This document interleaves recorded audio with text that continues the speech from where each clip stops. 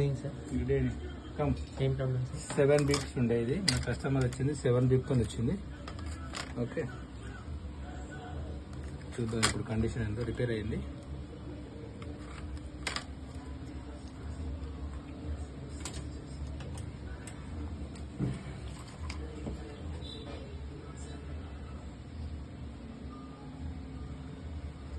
Okay 7 బీప్స్.